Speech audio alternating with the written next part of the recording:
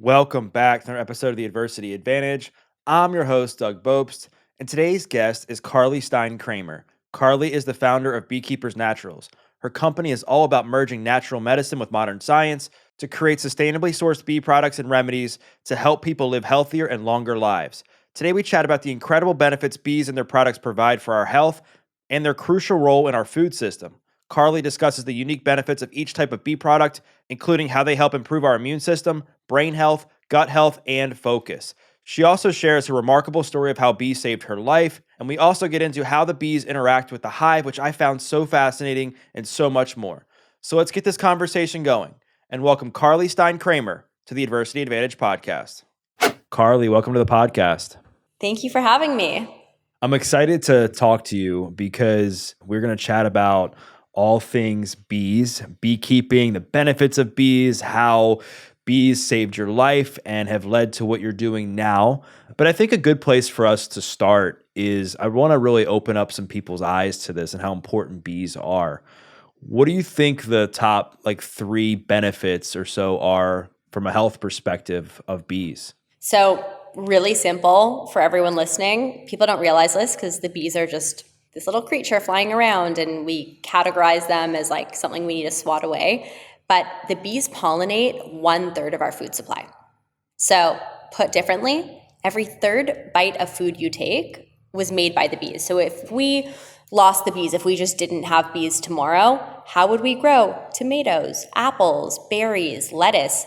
We would be living in a food desert, and all of these natural, healthy, clean foods that we need for, sustenance, we need for our health would become unavailable. And then that doesn't even cover the entire ecosystem, how disrupted it would be, because over 40% of wildflowers are bee pollinated. Even cattle, they graze on clover and bees pollinate clover. So the world would be a desert without the bees. They are literally foundational to everything that grows. That's so crazy. I mean, I didn't realize that they had that much of an impact on the food chain and what we eat. It's so fascinating. From an actual health and longevity perspective, I know that bees and the products that come from bees are important for things like, longevity, immune function, our tonsils. I know they helped you with those. We're going to get into your story in a little bit, but talk a bit about the actual daily health benefits that can come from bee products. Yeah, so everyone knows honey, and I think when we talk about bee products, this was my assumption before I started beekeeping and got into it, you just think honey. And the truth is there are so many other incredible products coming out of the hive that have so many different health benefits. So we've got Propolis, which is really a superpower when it comes to immune support. A lot of studies looking at how Propolis affects inflammation. So people love Propolis for longevity. It's really high in flavonoids, polyphenols, so excellent source of antioxidants.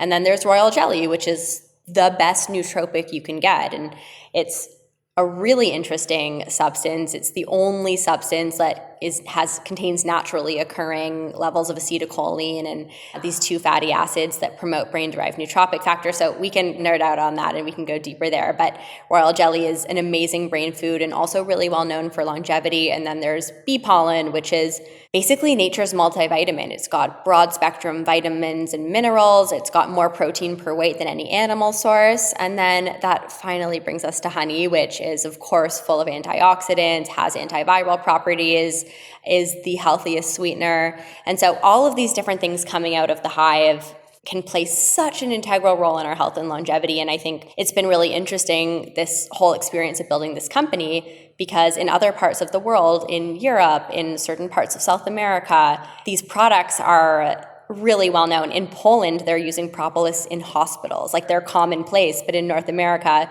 we only know honey, and we're kind of just scratching the surface in terms of these more nuanced, more medicinal grade bee products. And so a lot of what we're trying to do with Beekeeper's Naturals is bring these products that can have such an impact on so many people to the forefront and really deliver them in easy to use, understandable ways that fit into the modern world, and simultaneously, of course, save the bees. We've built an entire sustainable supply chain, and I was a beekeeper before I started the business, and so it's really about having true impact.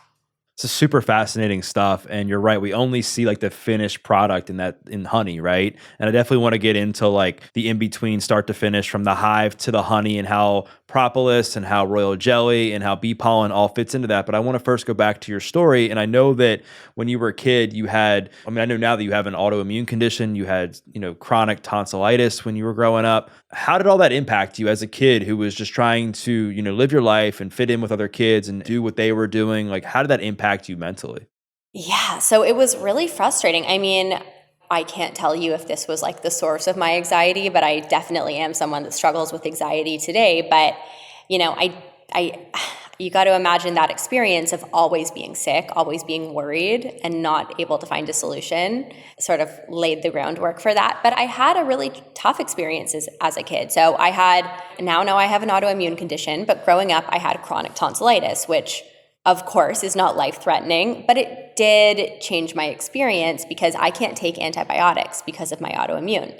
So tonsillitis is something that most people just wipe out in a few days with antibiotics. But because taking antibiotics is dangerous for me, I would have tonsillitis for 2-3 weeks at a time. And really what I needed was a tonsillectomy to have them removed. But because I can't take antibiotics and because of how sensitive I am to so many different types of medicine, the doctors felt it was too dangerous to perform a surgery in case of an infection. So I just had this experience from a very early age of seeing every doctor, every specialist, and at the end of the day, being sent home and being like, yeah, deal with it. And so I felt really isolated and frustrated with the system. And I watched my parents, spend a lot of time and energy, and financially it was challenging, even though I'm from Canada, thank God. I love the US and I live in the US. I say thank God because it was a lot less expensive going through that there than it would be here, which is part of why I have so much compassion and I'm very passionate about what we're building today. But anyways, so I had this experience of just constantly being sick, and I really didn't find resolution in Western medicine, and I actually felt really isolated, and I was just missing out all the time. Like I would miss legitimately 3 weeks of school on a very regular basis. I couldn't go to sleepovers and do the sports and like all the things I wanted. And so from a really early age, it pushed me to start exploring the world of natural. And I found a lot of amazing things in the world of natural wellness. I also became really frustrated with that world too, because I found a lot of things that made big, bold claims and then didn't deliver on results. I just always felt like there was this gap. Like there was, medicine, Western medicine and pharmaceuticals on one side, wellness on the other. And I really wanted something that sat in the middle, something that could give me the results I want and like get me back on the field when I'm in really extreme physical pain and it hurts to breathe and speak, but something that had clean ingredients that my system could handle and, wouldn't leave me jeopardized, or I wouldn't have some adverse reaction. So I really felt like the world of medicine and wellness needed to change and something needed to sit in the middle. And that experience really informed what I do today. I want to go back and dive more into your story. But first, I want to talk about what you just described, because I think that that's a huge problem now that we have this divide between the medical community and like the holistic wellness world, right? And that we have supplements are king on one side, and then the other side is like medicine. And there's not a lot of in between, right? There's not a lot of gray area amongst the two. And I think it's just creating so much unnecessary confusion for the person who's trying to get healthy, right? Yeah, totally. So you're in the space, you own Beekeeper's natural. While it's, it's a bee company, it's still like you're in the supplement world. So you kind of see both sides. Like, what do you think needs to happen for both of these worlds to come together? So that's very much what we're trying to do at Beekeeper's Naturals. I always say we sit at the intersection of science and wellness. And I think, obviously I'm biased here, but I think more companies need to focus on building their products in the way that we are to create deeper understanding, to promote transparency, and to bring in the skeptics and, make them feel like they can be a part of it. And so what we do at Beekeeper's Naturals is, one, all of our products are third-party tested. So we test for third-party pesticides. We're always looking at bioavailability, something that's really important to us. And, this seems like it should be important to everyone, but unfortunately it's not. It's just making a product that works. Because so many things are, they could maybe work and there's some anecdotal evidence, but we just want stuff that is going to deliver on results. And especially when you're sick, and I've been there myself, you just want what you're investing your hard-earned dollars in to help you.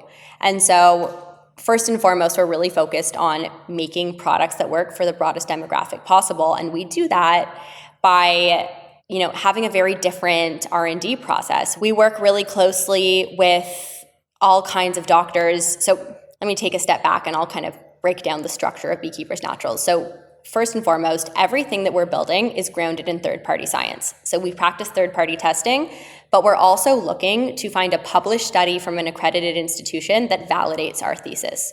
So if I have an idea that Propolis could help my immune system, I'm not going to make a product on that. I'm going to go with my research team and go through PubMed and try and find studies.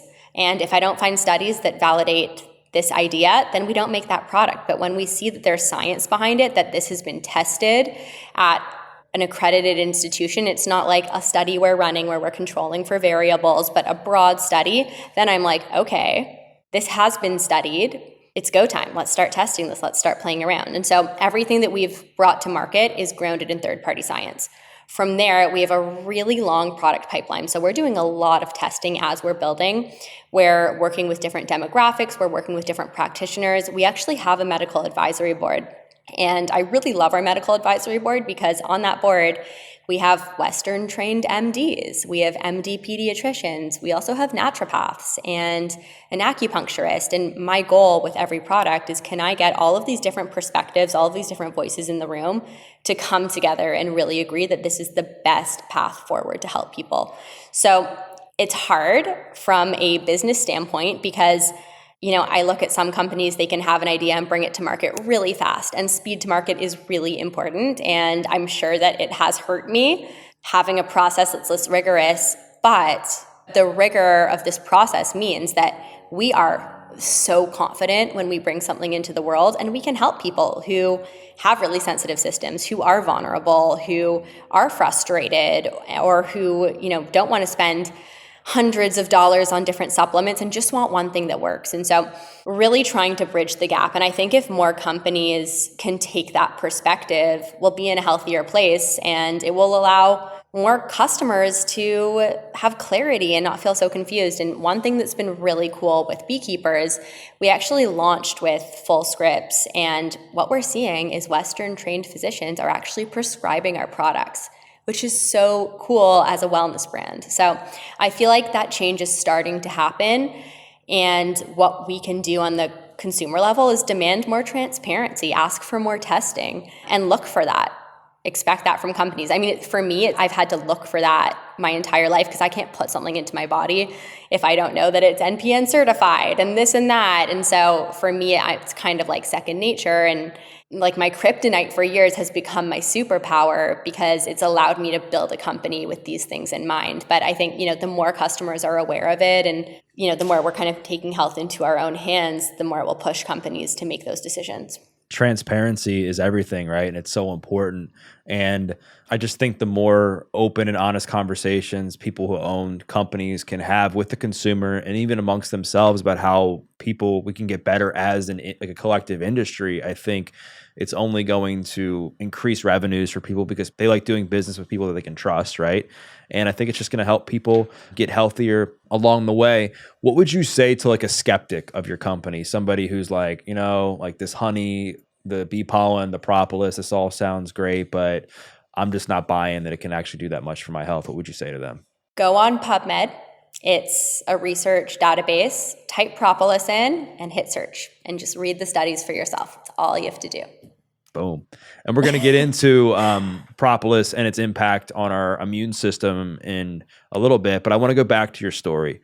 So where we left off, you were in school, feeling isolated, feeling kind of left out and frustrated because of the chronic tonsillitis. How did you go from that? Like, what kind of things did you try to help cure your condition? And then how did you discover like the bee products that have ended up saving your life? So starting at a very young age, I saw every specialist you can imagine, every ear, nose, and throat doctor, everyone. I had every allergy test.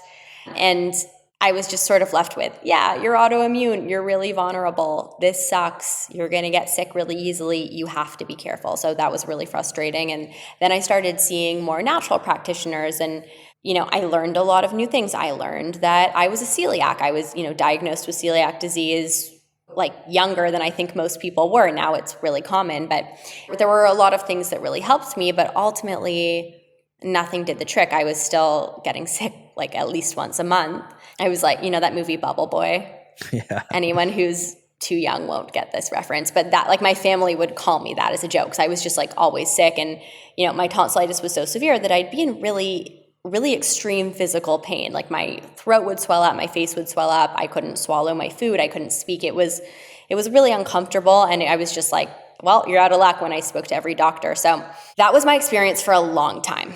And I just had to be really careful with my health. And I did take tools from these different practitioners, both on the Western side and on the more natural side. I took a lot of tools, but I was still dealing with the same thing. And it was really frustrating. And that continued up into college. And when I was in college, I did a semester abroad. I went to study in Sweden, and I busted my butt waitressing to be able to go out there. I was really excited, my first big trip. I was in Sweden studying. We went to go visit one of my other college friends who was doing her exchange program in Italy. The second I landed in Italy, I got very, very sick. I had really extreme tonsillitis. I had to quarantine myself. I was having a hard time breathing, and I thought I was going to have to go home. I was just so sick of missing out at that point, and I had, saved up and spent all this money to be out there, and I really wanted to live my life and experience freedom and not just be worried all the time. So I quarantined myself for a few days. Once I got out, and a few days, I was quarantined for 2 weeks. But once I got out, I went to see this pharmacist. I just did all I was doing was Googling while I was sick, and I went to see this pharmacist, and I spoke to her about what I'm dealing with, my allergies, riddled off the long list of health issues, and she looked at me and she's like, oh, you just need propolis. And I was like, okay, what's that? What's propolis? And she's like, the bees. And I was like, okay, lady, I've had honey. I think I'm good. What I'm dealing with is a little more serious. And she was like, no, propolis comes from the beehive. It's a completely different compound. It's an immunomodulatory agent, this, that, and the other. And she sold me a bottle. I go home because I had learned at the age of 21 that I have to do extensive research before I ingest anything. And I just went down the research rabbit hole, and I found a lot of really cool stuff about this substance called propolis. One, that it's not new. The first recorded human use dates back to 300 BC. This is really what humans were leaning on, for everything from fevers to infection. Before the advent of antibiotics, people were really leaning on this substance.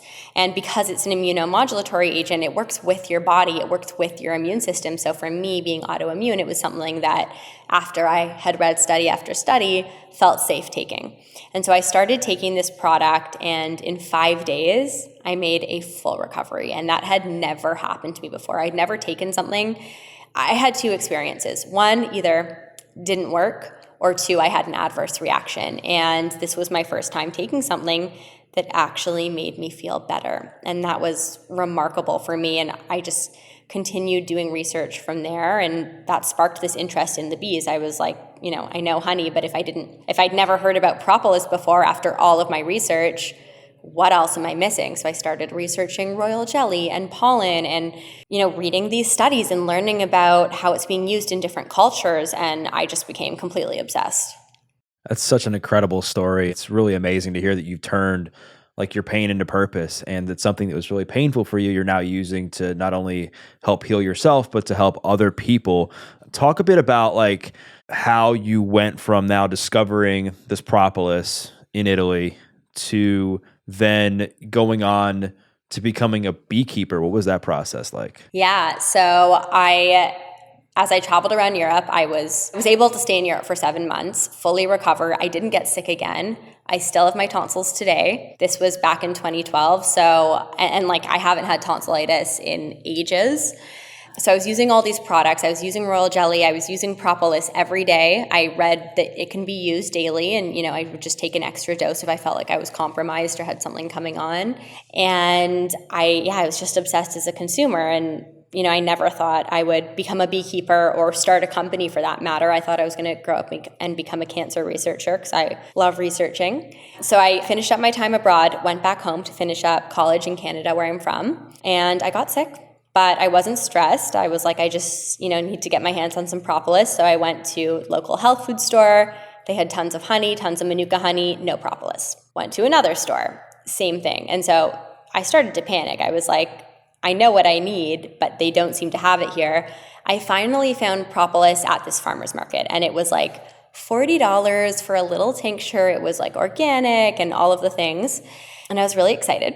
And I went home and used it, and I had a very severe allergic reaction. And after I had recovered, I ran a toxicity panel on the product I purchased. At the time, I was a TA for my chemistry class, so I had like full run of the lab. So I ran a toxicity panel on the product I purchased, and I realized there were trace amounts of pesticides in it. And I was like, what the hell? It's organic. What's going on here? I just spent $40 on this thing, and it made me sick. And then I started reading about what's happening with pesticides and how with bees, you can't put a leash on the bees. So just because your hive is sitting on certified organic ground, if the bees fly next door and it's not organic and they pollinate those flowers, they'll bring those pesticides back to the hive. And for most people, we ingest small amounts of pesticides all the time and you're fine. But for someone like me, I really react to that. It can make me quite sick. So I was really upset. I was like, well, I guess I have to move to Europe because I can't live here. So I was just really frustrated. And then as I started doing more research on, well, what do you need to have fully clean bee products? What do you need to make sure there's no pesticides? And I was like, you know what? If you want something done right, you have to do it yourself. So I started beekeeping. And that was a slow process. I started, and this is all like just me Googling stuff and figuring it out as I go, but I started going to local beekeeping association meetings. There's a chapter in most places if you type in where you live and look up Beekeepers Association. So I started attending those meetings, and it was a lot of dudes, a lot of older people. I think people were like, who is this little teenager in the background? But I was really focused, and I was reading a lot about beekeeping, bee products, reading study after study about what these products can do for health. And one guy got up to speak, and he's a member of that chapter, and it turns out he's a retired biochemist who moved to Canada from Romania. He's a third generation beekeeper. So after the meeting, I was like, can I be your apprentice? I'll work for free. I just want to learn about the bees. And he was like, free work, sure. So I started apprenticing, and his name's John. He was my first mentor and an amazing teacher. And because he has that science background, I had this great perspective. And so I ended up having this incredible experience where I wasn't starting a company. I was just doing this for myself. So there was no pressure.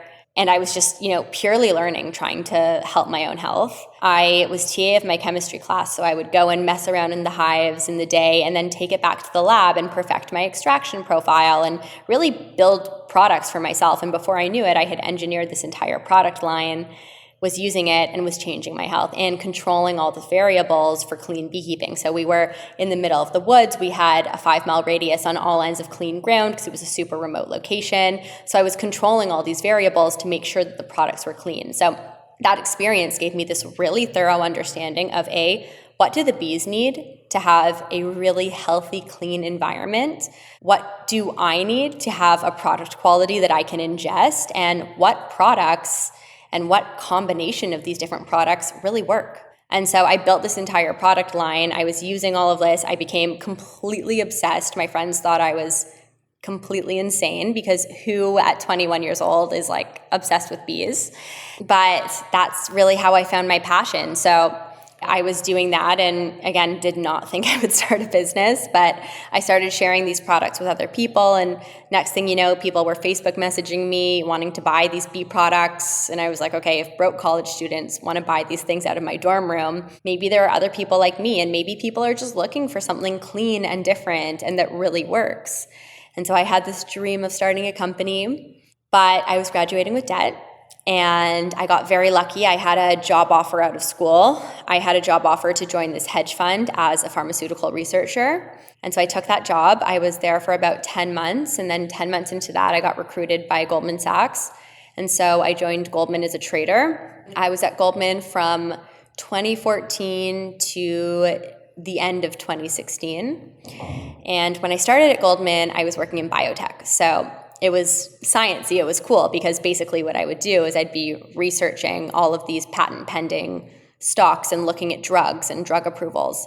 It was also really upsetting because I'd look at studies and look at all the variables and what goes into approving a drug, and I would see all these side effects and be like, how is this getting approved? How is this safe? It sort of added some fuel to my fire, because I had my own experience, and then I was like, hey, people, and by the way, I'm a big fan of Western medicine. I don't mean to completely knock it. I think there's a lot of incredible stuff that comes out of there.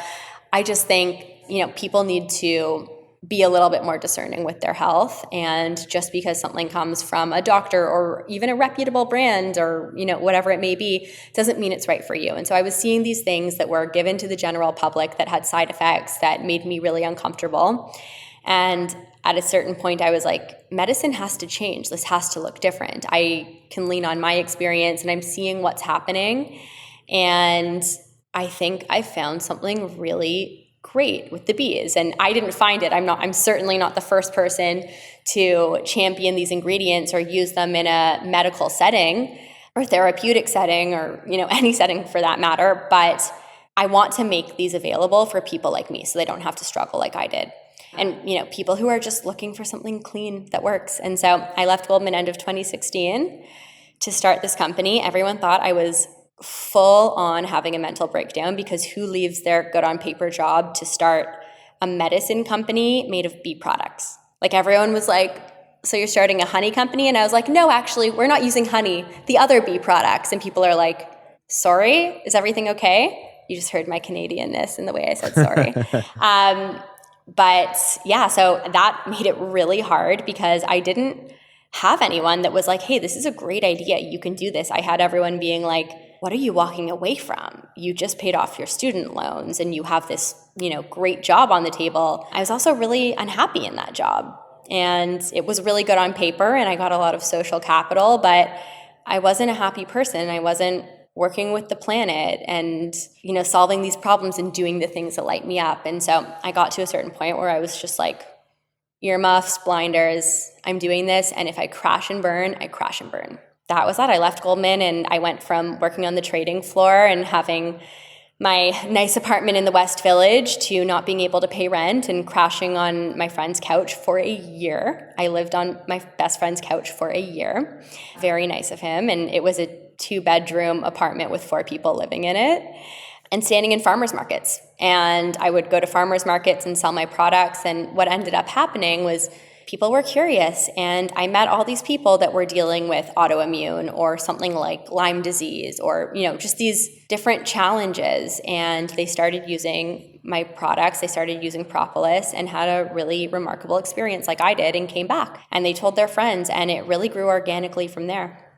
What a story, turning passion into not only purpose, but income and building something very meaningful. I want to get into the ins and outs and how you did that, and what people can do if they want to turn something that they're passionate about into something that can help them become profitable. But I want to go back. I'm fascinated by the idea of beekeeping. I want to know, where do you get the bees? Do you go and buy them? Do you catch them? I mean, this might sound dumb by asking this, but I'm honestly curious. How do you get the bees? What does that process look like?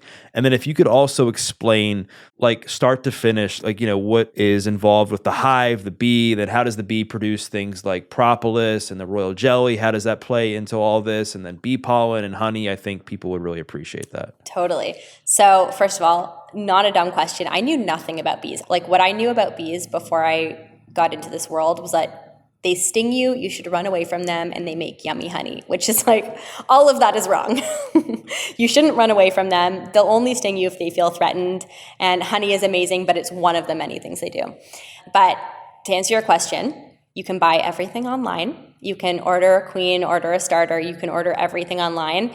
You can catch them isn't the right word, but I've done hive removals before. If you're doing hive removals, you can, people will call you and be like, oh my gosh, I've got a hive in my garage, and you can go and remove it, and then you can keep those. And so I used to do swarm removals and that sort of thing, which was really fun because you also get to teach people about bees as you're doing that. But yeah, you purchase bees, you purchase hives. So, I've always worked with like the classic boxes. And really what you need is clean space and a lot of floral sources, because the bees feed on trees and plants and flowers. So that's what you want. And you really, in my opinion, want to keep them in a pesticide-free zone. So a lot of what my company does now, because unfortunately the world is covered in these agricultural areas that use a lot of pesticides, is we're looking for geographies where we can have basically like a super remote landscape and control for variables like pesticides. So we do a lot of work in Europe where there's different pesticide regulation. Neonicotinoids is the most common class of pesticide, and it's really negative for the bees. It's really harmful. It's used in a pretty big way in the US, but in certain parts of the world, they've regulated it. So we do a lot of work in Europe. We do a lot of work in Canada. We're doing a lot of work in South America now, but we're always looking for super remote places. So like we have hives in the Rockies. So anyways, that's just something that's really important to me, is creating a pesticide-free space and making sure there's an abundance of floral sources. But to answer your next question and kind of walk you through all these different products, can I do like a quick Hive 101, and I'll explain what the products are, how they're used in the hive, and then how humans use them? Yeah. And then also like maybe like what is the bee's process of like going to flowers and getting pollen Yes. and transitioning it back to the hives and stuff? Totally. So I'll start with honey, because everyone loves honey. So honey is the bees' primary food source. You can think of it as their carbs, their energy source. How they're getting honey is they're going flower to flower, and they have their long tube-like tongue, and they suck up the floral nectar, and they store it in their second stomach. They have two stomachs, a regular stomach and a honey stomach. Their honey stomach is basically a nectar backpack. So they're sucking it up from the flower, take it in their nectar backpack, bring it back to the hive, and then they allow it to ferment. They're fanning it to get all the moisture out, and it becomes the sticky, delicious substance we know and love called honey. And like I said, it's their carbs, their energy source. For humans, honey has a lower glycemic index than sugar, so it's my favorite sweetener, but it's also really high in antioxidants. It has antiviral properties. Topically, it's a humectant, so it helps to create more moisture on the skin. There's a lot of benefits of honey, but for bees, it's their carbs, and it comes from flowers. Next, my favorite, propolis. So propolis I like to think of as the immune system of the hive, or the medicine of the hive. That's literally what the bees are using it for. So the bees will line the entire hive with propolis to keep it germ-free. And they, for newborn baby bees, they line the inside of the cell walls with propolis, and that's how they create a sterile environment for newborns. So without propolis, the hive wouldn't survive. Propolis is literally their defense against germs and pathogens. And while honey comes from flowers, propolis is coming from plant and tree resins. So how if you cut a tree, sap will trickle out? It's the immunoproperties of the plant itself. That's the base ingredient of propolis. So propolis is literally made from the immunoproperties of plants mixed with the bees' enzymes.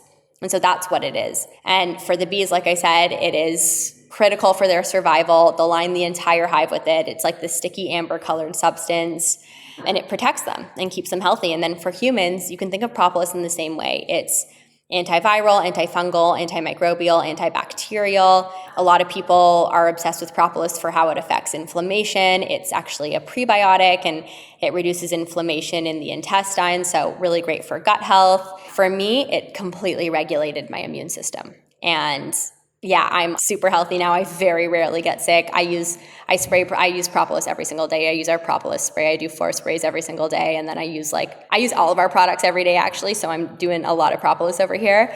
But propolis for humans, it's really well known for what it can do for the immune system, and then more and more being looked at for how it affects gut health, really high in antioxidants. Also really well known for fighting post-oxidative stress. So for example, when you exercise, which is very good for you, you're also creating some free radical damage in your body. So propolis can help to neutralize the oxidative stress from something like that. So I like to think of propolis as like a Swiss Army knife, just sort of like protect yourself sort of thing. And for bees, that's how they use it too. And then royal jelly is really cool. Royal jelly you can kind of think of as the superfood or brain food of the hive. So the nurse bees will secrete this substance, and it's like this milky substance, and it's actually really similar to like breast milk or colostrum. So they'll feed it to newborn baby bees for the first 3 to 5 days of life. And then after 3 to 5 days, these baby bees transition onto a more normal bee diet of honey and pollen.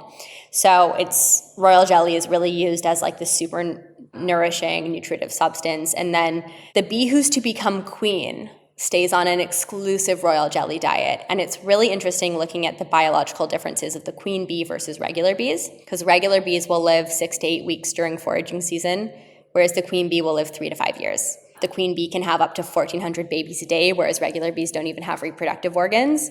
So yeah, that's why people are obsessed with royal jelly for longevity. Most of the Western world, most of the studies published have looked at royal jelly and how it affects the brain. So a lot of studies looking at things like there's a great study that came out of the University of Warsaw looking at spatial reasoning and how regular consumption of royal jelly actually improves your spatial reasoning. And I mentioned it earlier, but royal jelly contains acetylcholine, which is a neurotransmitter responsible for brain-body connections. So you can think of it as helping to support and speed up your transmission system. And then it contains these 2 fatty acids that are only naturally occurring in royal jelly called 10-HDA and AMPN1 oxide. And they act as catalysts for neurogenesis. So you hear a lot about royal jelly for focus, memory, concentration. A lot of athletes who are dealing with concussion stuff will use royal jelly. And then also really well known, for longevity stuff, and more being researched for hormone balancing and fertility. So that's kind of early phase research, but really interesting. And then last thing, I know I'm going off on a tangent here, but last thing is pollen. So pollen, you can think of as the bee's protein source. So the bees eat pollen, they go flower to flower collecting the pollen, they mix it with their enzymes, they carry it back to the hive. If you've ever seen a picture of bees with these round balls of pollen on their hind legs, it's really cute actually. It's called their pollen pants. So that's how they carry it back to the hive. And they eat it. So it's, like I said, their protein source. For humans, bee pollen I like to think of it as nature's multivitamins. It's got broad spectrum vitamins and minerals, really high in branched chain amino acids, antioxidants, all the good stuff, and it's super bioavailable. It's got a really high enzyme content. So I do a spoon of pollen every day. I love doing it before a workout. Really high in B vitamins too, so you get that nice energy boost. But that's sort of a very quick Hive 101. You're making me want to become a beekeeper after listening to that. I'm I don't know if my condo association Honestly, would be okay with me just having a collection of bees on my deck. But I digress. I want to get into something that I'm sure people are going to have questions on, and that, I think one of the biggest problems with the supplement industry is that they will make these massively bold claims. You kind of alluded to that towards the beginning of our conversations. They'll say this product will cure this will do everything. Among the things that you just talked about, between the bee pollen, the honey, the royal jelly, and the propolis, which one of those would you say, based on what you've read through research, talking to customers, talking to your friends, would you say is going to be most effective for the majority of people to take? So I'm a little bit biased because propolis really changed my life, but I use royal jelly every single day. It's literally how I crush it at work. And then bee pollen is such a big part of my life too. So it's who's your favorite child? But I think most people don't know what propolis is, and it can help most people. So, if you're going to do one thing, I would look into propolis. It's really high in antioxidants. It's really great at supporting your immune health.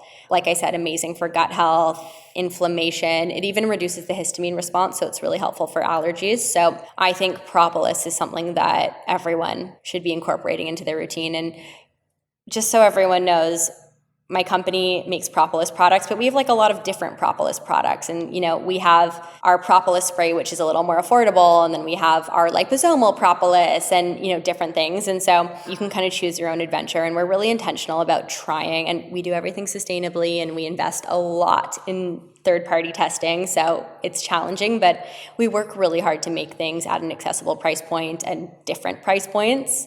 So yeah, you can really find what works for you, but I do think propolis is a really important starting point for most people, especially in today's world with everything going around. You want to have a healthy immune system.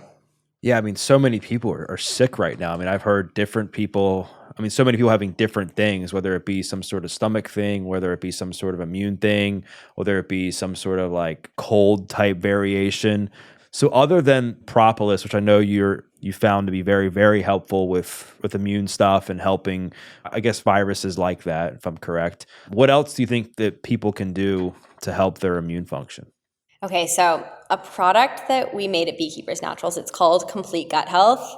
I am freakishly obsessed with this product. We're doing our first clinical trial with it right now, and I'm just seeing the results in real time, and was just on a call before we started recording. So I'm just really overly hype about this, but I think everyone should be looking at their gut health. First of all, 70% of your immune system is happening in your gut. Over 90% of serotonin is, starting with development in your gut. So your gut health affects your skin, your mental health, your immune functions, everything. And so having a really well-supported gut is very important. So we built this complete gut health formula, and it addresses all 3 levels of the microbiome. And we've got Propolis in there as the prebiotic. And Propolis tends to kill pathogenic bacteria, while some of the polyphenols in it actually feed the beneficial bacteria. So it's really cool putting that into a probiotic, because Propolis kind of like kills the bad stuff but supports the good stuff.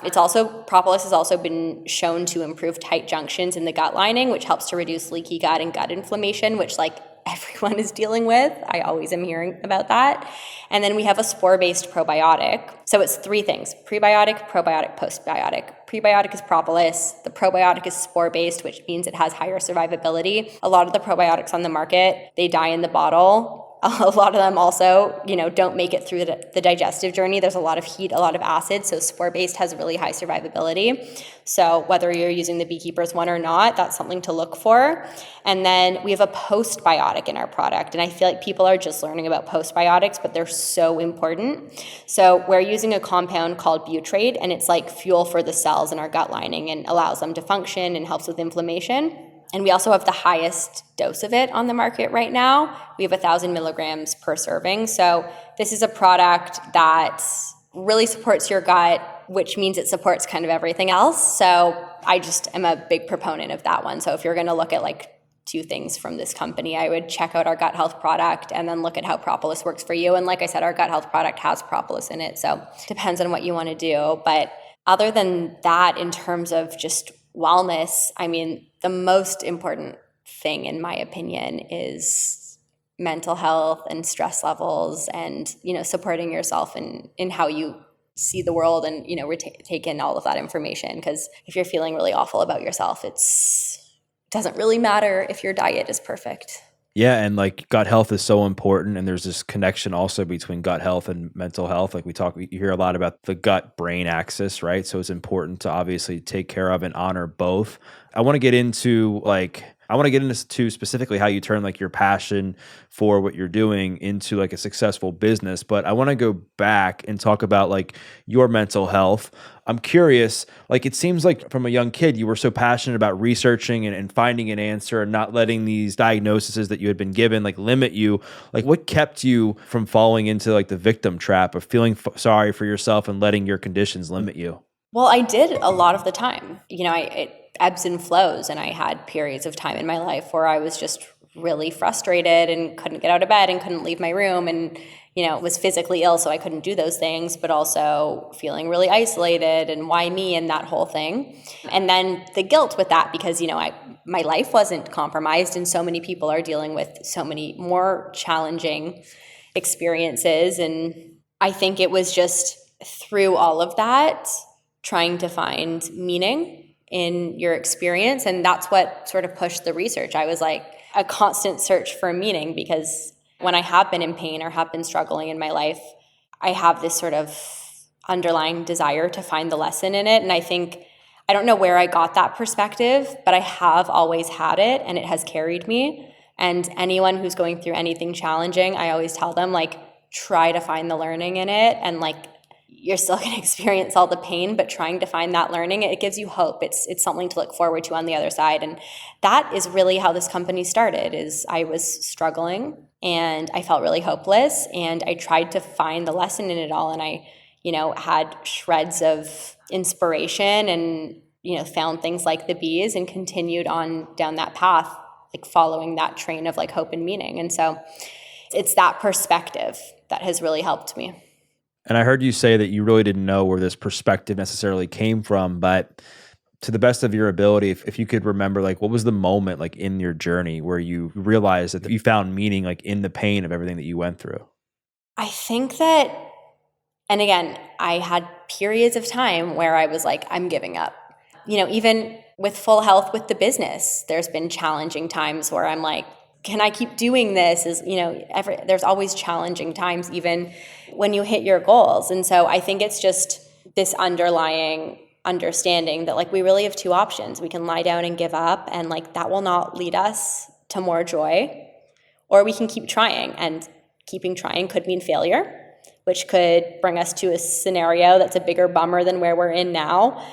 But when you live so cautiously and don't try because you're scared of failing, then you kind of fail by default. And so I think it's that there are two options, and we all have those two options no matter who we are or what we're going through. And it's pushing yourself to choose that perspective.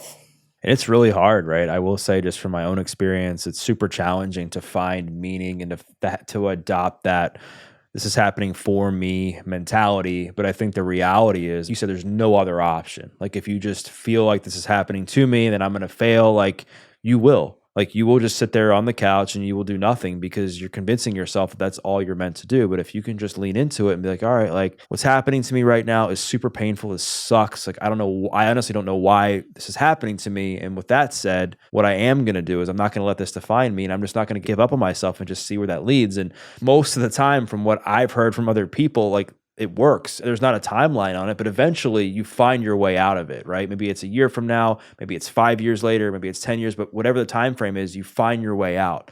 And I think that mentality for you, it seems, served you from leaving corporate America and then starting your company now. And I want to get back to this because I promised we would talk about this, where there's a lot of people who get passionate about something. They're excited about something, whether it's their own health journey, whether it's a product they found, whether it's something they, just found by reading a book, whatever it is. And they're like, all right, I want to make a business out of this. I'm going to quit my job and I'm just going to go all in. But I think that can be problematic because there's a lot of other things sometimes to consider versus just leaving your job. And then on the other side of that, there's people that just stay at their job they hate because they're afraid of taking that leap of faith and believing in themselves enough to take that chance.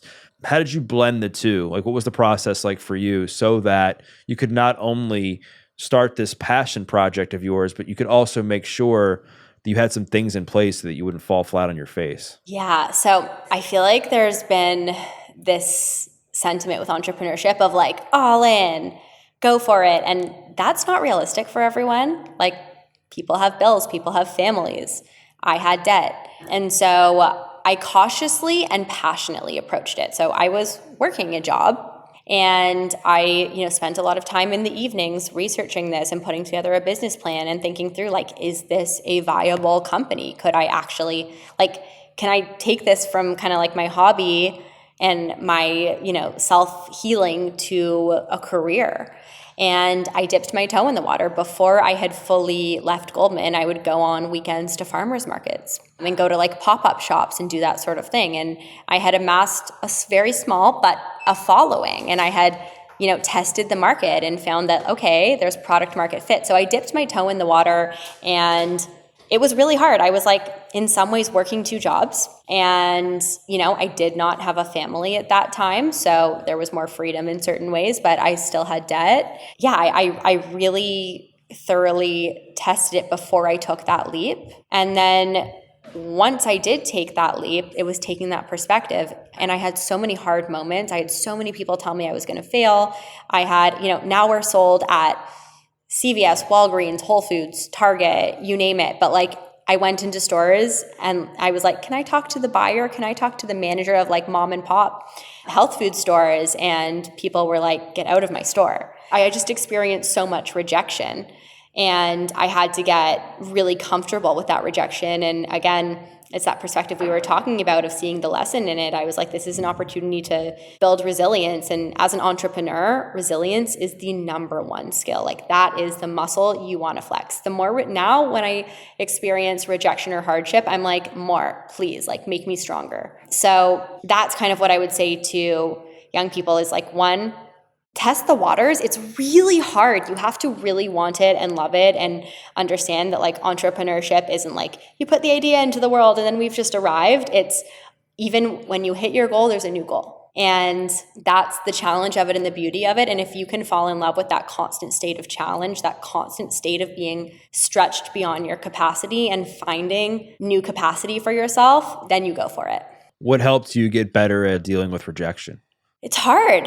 So one, I watched that TED Talk that I'm sure everyone everyone has watched about power posing, and I'm still obsessed with it. Oh my God. I used to like power pose before I would go into these smaller health food stores with a backpack and like try and sell them on taking my product on commission. And I would like power pose in the bathroom before I would go in. So that's just like a little tool that really helps. But Amy Cuddy, that's what it is. That's what it is. yeah. But yeah, so anyways, that's like a little tool. But I think for me, it was really connecting to the mission. If you're going to do something, and entrepreneurship, it's like, we were talking before we started recording about how challenging podcasts are. Like, if you don't want to be just in it, like for the next several years of your life, then don't start a business. But if you really can connect to that mission, then you can be in it for the next 100 years and it will fill you up. So I was and am very connected to the mission and, our multifaceted mission of really changing people's health and the way people feel, and supporting the bees and changing the environment, and helping a species that are integral to life itself and in decline have clean spaces to thrive in. So I was so and am so deeply connected to that no matter what was thrown at me, no matter how much rejection, I was able to say like, cool, you don't get it, I get it, I'll go somewhere else. How does your anxiety and what you deal with from that perspective, how does that impact like your autoimmune conditions? I mean, I have like skin flare-ups like crazy when I'm super anxious. I've learned a lot of tools along the way for managing my anxiety. Our gut health product, I actually need to share this because I get like hives all over my face, and I like had really bad hives, and then for 3 months was taking our gut health and they fully went away. So healthy gut really affects your skin, and we'll share that on social media at some point. But that's a big thing. So supporting myself nutritionally, using the tools that I've created that help me regulate. But a lot of it is mental gymnastic. The same way we work out our bodies, we have to work out our mind. And I've had to cultivate a lot of tools to support me with my anxiety. And, if I'm having a panic attack, I'll like dunk my face in ice water. I'll literally take a salad bowl and fill it up with cold water and ice and stick my head in it. I've had to find a lot of tools along the way, and there are so many amazing resources, and I've used all of them. But yeah, I've really dealt with anxiety over the years, and I think so many of us do. And you can have a beautiful, rich, amazing life with it, just learning how to manage it.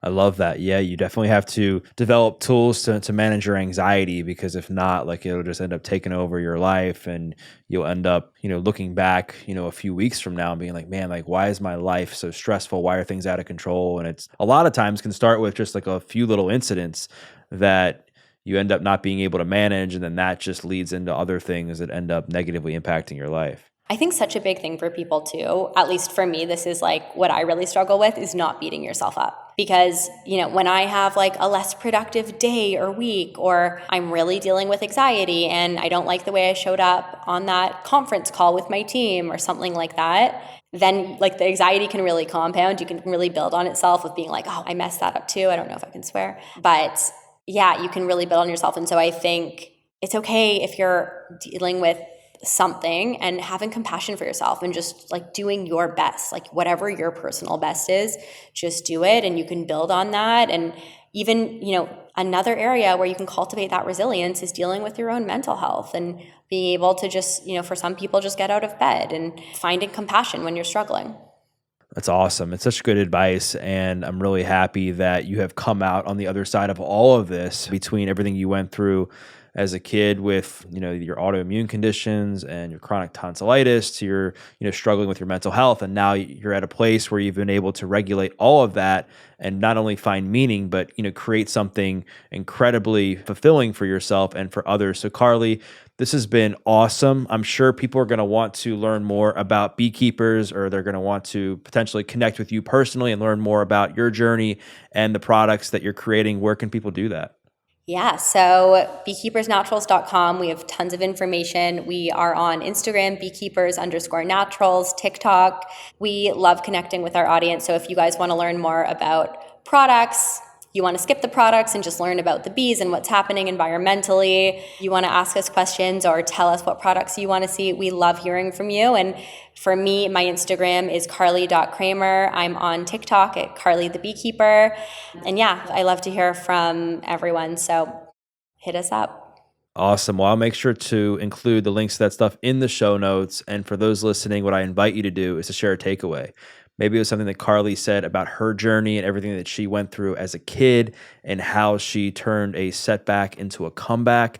Maybe it was something she said about bees and why they're so important and the whole process of what that looks like as far as the bees and the hive and how it all relates to honey and the propolis and the pollen and the royal jelly. Maybe it was something that she said about how bee products can be so important for our health, or maybe it was something that she shared about how she built her company and how she left corporate America. Whatever the takeaway was, make sure to tag Carly or tag Beekeepers Natural and tag myself because we'd love to hear your feedback. We once again thank you for listening to this episode of The Adversity Advantage. I'm your host, Doug Bopst. We'll see you next time.